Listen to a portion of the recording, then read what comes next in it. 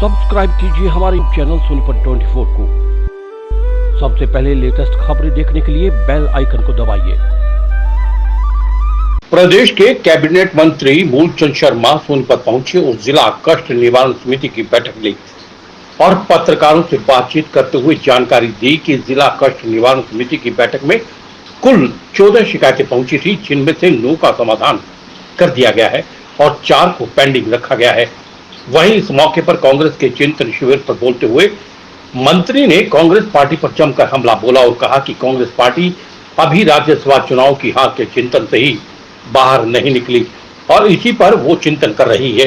Congress party को प्रदेश से कोई वास्ता नहीं है, वो तो चिंतन शिविर सिर्फ अपने नेताओं के लिए लगा रही है और राज्यसभा चुनाव को कैसे हारना है और कैसे जीतना है, इस पर चिंतन के लिए कांग्रेस पार्टी के चिंतन शिविर का आयोजन किया गया।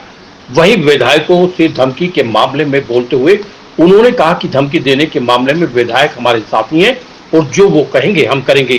धमकी देने वाले किसी भी अपराधी को नहीं छोड़ा जाएगा। वहीं हरियाणा पुलिस ने अच्छा काम करते हुए सभी आरोपियों को गिरफ्तार किया है। कांग्रेस पार्टी के समय सरकारों में क्राइम बढ़ा था, लेकिन भारतीय जनता पार्टी की सरकार में क्राइम पर लगाम लगाने का प्रयास किया जा रहा है। सोनीपत 24 के लिए श्याम वशिष्ठ के साथ रमेश कुमार की रिपोर्ट। कांग्रेस की अपनी पार्टी है, उनका अपना चिंतन मंथन है। अभी तो जो राज्यसभा का जो चुनाव हुआ उसी के चिंतन से निकल नहीं पाए कि अभी तो अपने पार्टी के नेताओं का चिंतन है, प्रदेश का चिंतन नहीं है।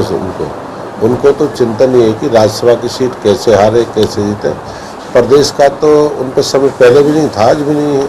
और भारतीय जनता पार्टी जेजेपी गठबंधन की सरकार है, जो आम व्यक्ति, अंतिम व्यक्ति, गरीब व्यक्ति, जिसकी सोच है अपने दीनदयाल उपाध्याय, श्यामा मुखर्जी की सोच है, उसको लेके आगे चल रहे हैं। और भारतीय जनता पार्टी एक ऐसी पार्टी जो आम आदमी के व्यक्ति के बारे में सोचती है। सर, तिरंगा लगाने की बात है, 2 तारीख से हमारा जो तिरंगा है, देश के 75वां अमृत महोत्सव आज़ादी का मन रहा है, 15 अगस्त है। और पूरे देश में हर घर पे, चाहे प्राइवेट, सरकारी, हर जगह झंडा होगा।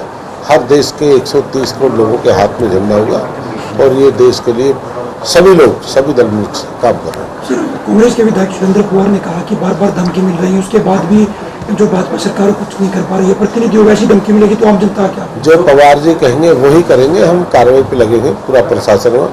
चाहे पवार हमारे विधायक, हमारे साथी हैं और विधायक हैं, इस तरह की कोई भी धमकी देगा उसके लिए प्रदेश में कोई ठिकाना नहीं। और मैं प्रदेश की पुलिस को बधाई दूंगा, स्टेट को, वो तो पकड़ के लाए हैं, पकड़ के लाए हैं। अगर कोई इस तरह का आदमी हरियाणा प्रदेश में किस तरह की गुंडागर्दी करने का प्रयास, हरियाणा में किसी कोने में जगह नहीं होगी उनके लिए। और आपने 8 साल के समय में देखा होगा, कोई फिरौती हो, जमीन पर कब्जा हो, प्रॉपर्टी पर हो, डीलर हो, कोई मांगता हो, कोई रंगदारी मांगता है, ये तो मैं कह सकता हूँ सब कुछ ठीक नहीं हुआ। पर हमने 90% ऐसे लोगों को घर बैठाने का काम करा है। ये भारतीय जनता पार्टी है।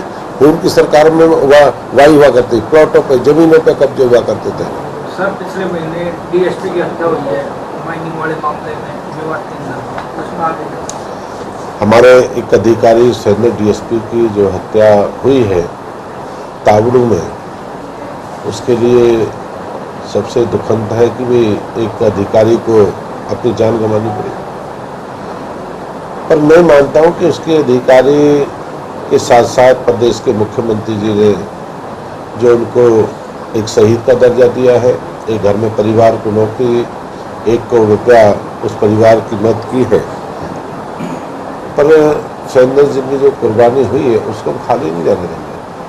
हम जहां सुप्रीम कोर्ट न्यायपालिका का जहां भी बंद है, चाहे मेवात का इलाका हो, गुड़गांव का हो, फरीदाबाद का हो, हम उसकी कुर्बानी खाली नहीं जाने देंगे। हम चप्पे चप्पे पर एक आदमी को कोई इस तरह की सुप्रीम कोर्ट न्यायपालिका की को उल्लंघन करेगा, उसके खिलाफ मुकदमा दर्ज नहीं। हमने ये भी कहा है कि अगर कोई माइनिंग कराता है, कोई आदमी माइनिंग करने वाला ठेकेदार, और कोई अपने खेत में, उसके खिलाफ भी पर्चा दर्ज करेंगे और माइनिंग के ठेकेदार के खिलाफ भी पर्चा दर्ज करेंगे। ये नहीं कि माइनिंग के ठेकेदार जो उसमें मिली भगत से कराया उसके खिलाफ। जहाँ सरकारी नगर परिषद, नगर पालिका में कोई अवैध माइनिंग होती है, उन अधिकारियों को बीच में रखेंगे जो अधिकारी वहाँ के नगर परिषद, नगर पालिका के हैं, न्यायपालिका और कोई सरपंच है, सरपंच को भी नहीं रखेंगे कि सरपंच एक एक जानकारी अपने पुलिस में दे, थाने में, और थाने के एसएचओ को भी रखेंगे उसमें कि बिना एसएचओ की जानकारी के पत्ता नहीं हिल सकता।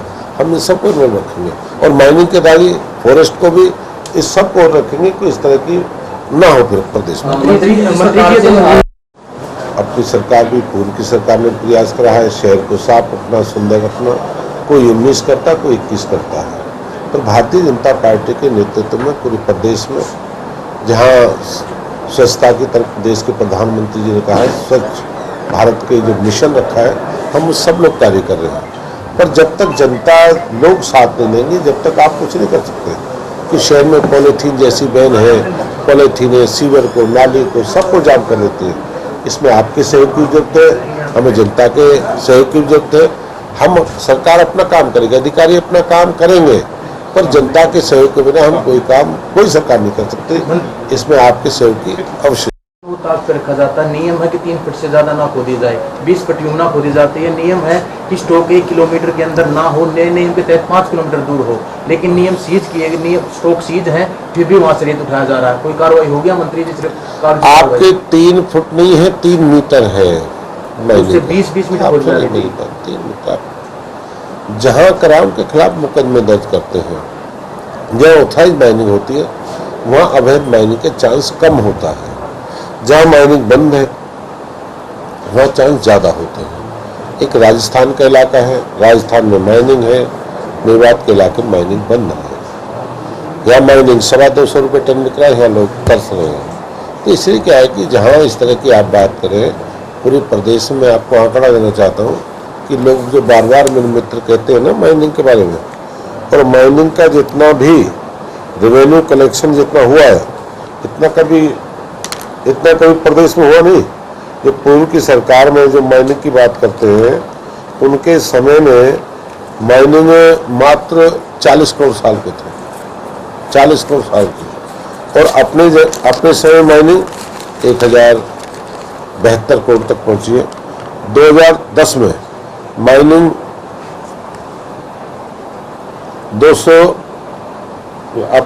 2010-11 में 78 करोड़, 2011-12 में 87 करोड़, 2012-13 में 70 करोड़, 2012-13-14 में माइनिंग 81 करोड़, 14-15 में 43 करोड़, 15-16 में 265 करोड़, 16-17 में 494 करोड़, 17-18 में 712 करोड़, 18-19 में 583 करोड़, और 19-20 में 702, और 20-21 में 1019 करोड़, और 21-22 में 839 करोड़। अगर ये जो पैसा जो माफियान की जेब में जाता, क्राइम बढ़ता, क्राइम पनपता। आज सरकार के खजाने में डालने का काम किया है, मुकदमे दर्ज करे हैं, 350 मुकदमे FIR दर्ज किए। जिन लोगों ने अवैध खनन का, उनके खिलाफ हमने कार्रवाई की। अगर एक कार्रवाई न होती, ना तो सरकार का खजाना बढ़ता, और ये पैसा माफियाओं के गोजा में जाने का काम करता। ये भारतीय जनता पार्टी की प्रदेश के मुख्यमंत्री मनोहर लाल जी के नेतृत्व में काम हुआ है। उन विपक्ष के लोगों से पूछा, तुमने क्या किया, तुम बताओ ना। 48 करोड़, 50 करोड़, 60 करोड़, 71 करोड़, ये सरकार ने काम किया। जानकारी जो समय समय पे जानकारी मिलती है, जो मेवात का इलाका है, राजस्थान से लगा हुआ है, और राजस्थान की जानकारी जो धीरे धीरे जानकारी पता लगी कि जानकारी जंगल है, उनके रास्ते नहीं है, रास्ते काट के कोई मकान के लिए, कोई दुकान के लिए, और दाव लग गया कोई बेच देता है। वहाँ लोगों को काम नहीं है, मकान के लिए पत्थर वहीं से निकालते हैं, अगर उन्हें पशुओं के लिए बना वो भी वहीं से निकालते हैं। पहले इस तरह होता रहा था, पहले इस तरह होता रहा है। जरूरत पूरा करने के लिए होती थी पहले। वहाँ जरूरत पूरा कर किसी का दाव लग जाता, मशीन पे क्या था। तो इन सबकी जानकारी धीरे धीरे जुटा रहे हैं, और हमने डंपर ट्रक सब बंद कर दिया।